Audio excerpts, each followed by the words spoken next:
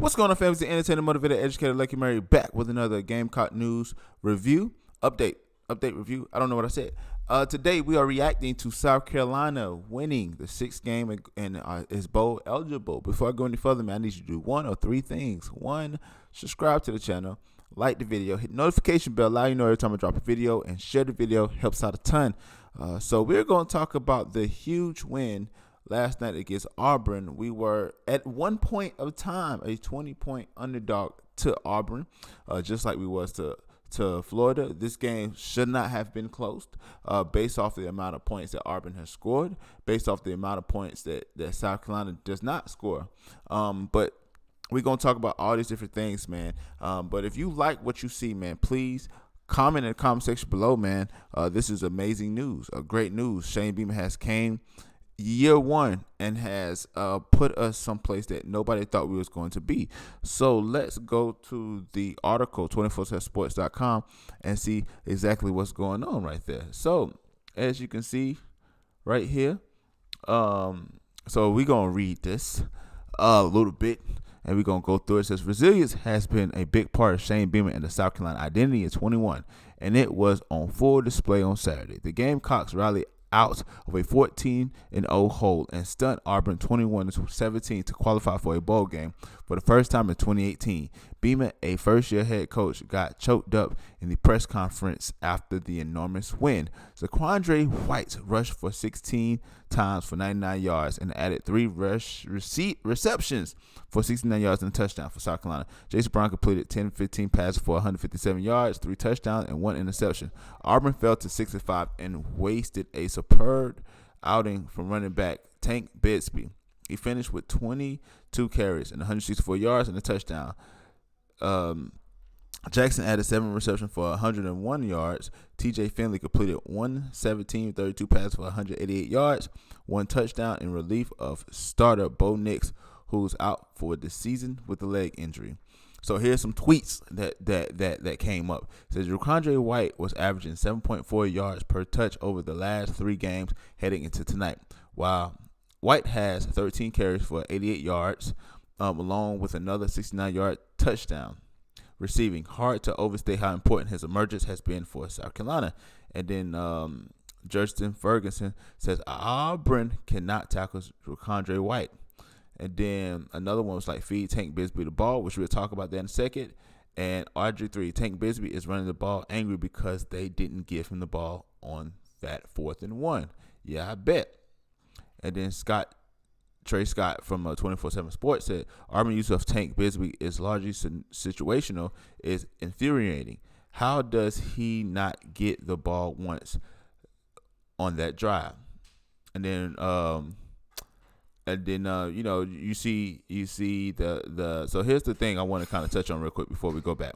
The South Carolina hasn't gone to a bowl game since 2018. The last 2 years were not easy for South Carolina fan base as they watched Will Muschamp win just 6 games in the last 2 years combined. The Gamecocks had gone to a bowl game in 12 or 14 years, but in year 1, Shane Beamer has revigorated South Carolina. He preached love and trust throughout his locker room. South Carolina has clearly responded, and they're going bowling.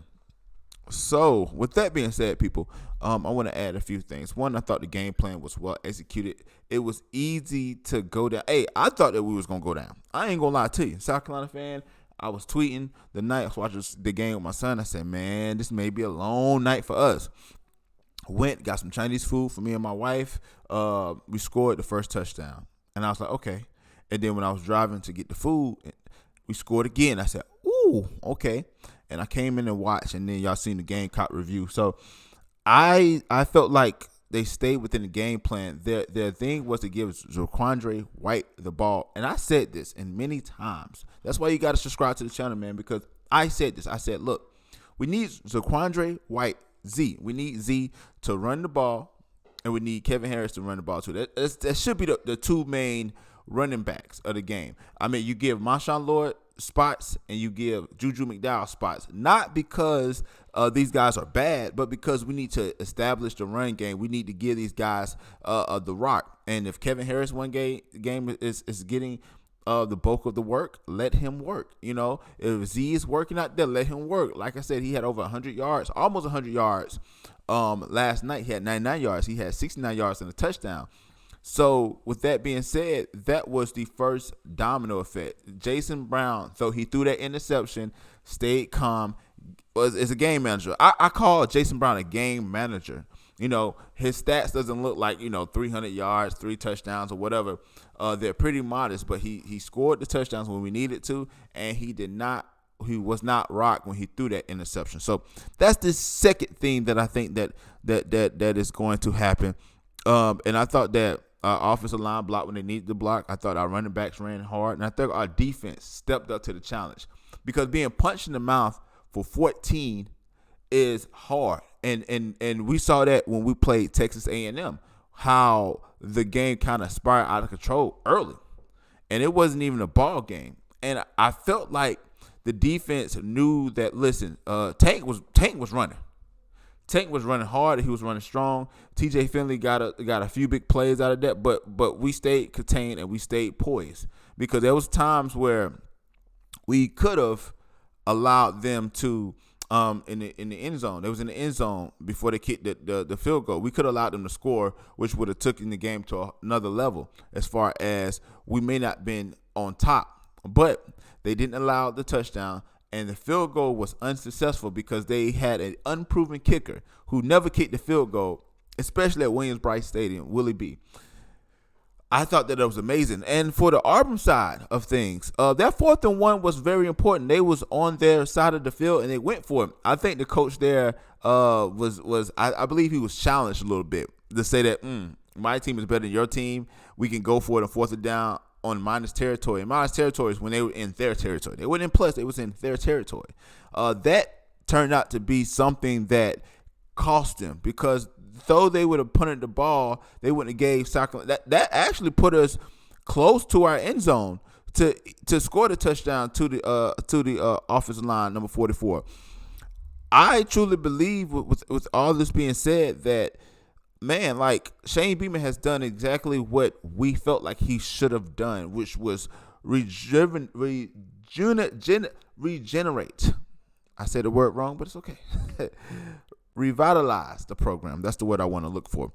He gave the fan base hope, because we all knew that South Carolina was not going to be a top 10 program. We all knew that South Carolina was going to be a top 5 program.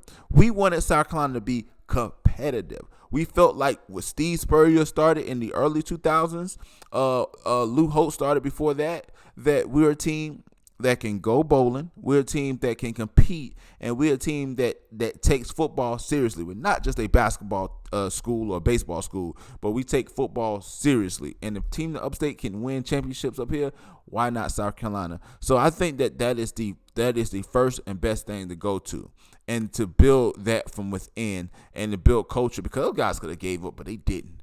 And that's one thing that I'm happy about. And who knows, man? Clemson is coming to Willie B next weekend. It is, the Turkey Bowl. It's not Thanksgiving. It used to be on Thanksgiving, but it's the Saturday after Thanksgiving.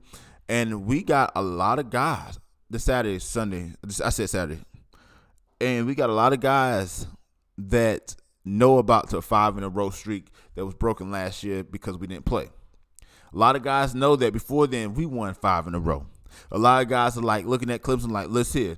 We can compete with Clemson. They're not this Goliath anymore that is untouchable. So I'm looking forward to seeing where we're bowling at. It's looking like we're going to be bowling somewhere in Florida in the December part. I'm looking forward to maybe getting our 7th win of the season or our 8th, because I did say 7 wins with a bowl. I did say that. And I think that we can win a bowl and we may can win Clemson.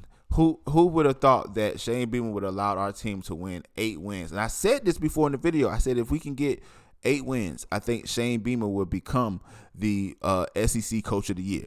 First-time head coach, just because of the turnaround from the program. Because remember, guys, we was only a 2-win program last year. I think 3-win program last year. So for jumping from 3 to 8 wins would be phenomenal. He may even win if we get 7. But here's what I need you to do, people. Let me know what you think about it in the comment section below. Again, it's an entertainer, motivated, educated. Please don't forget all 3. Lucky Murray back with another Gamecock news update. And yes, This is awesome. I love it. Let me know what you think about the comment section below. But like always, until next time, people.